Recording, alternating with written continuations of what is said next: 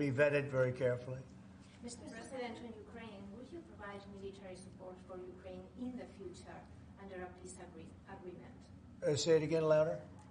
Would you provide military support for Ukraine in the future as part You mean of like the peace security? agreement? Yeah. Well, people are going to do it. I think Europe will largely be responsible for that. But European countries will be responsible. But Macron asked for a U.S. backup.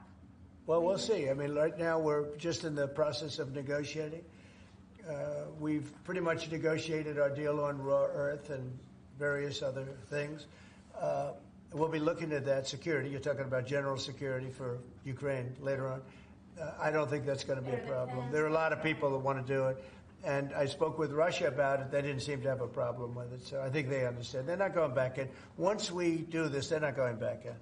So on that cold card, aircraft, would the U.S. provide, for instance, air defense? Well, I just told you. Right now we're not providing anything. You know, it's about Europe, too. Europe put in $100 billion, and we put in $350 billion. It's not a fair thing.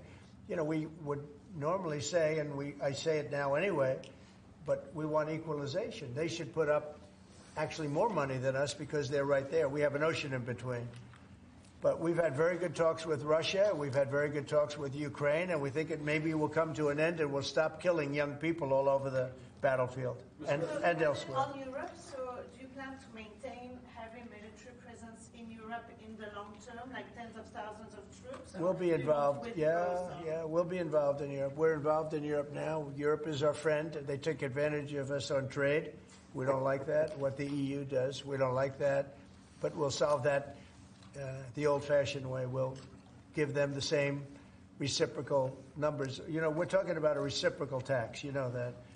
And if they charge us, we charge them. Right now, they charge us much, much more than we charge them. And they have non-monetary taxes also and tariffs.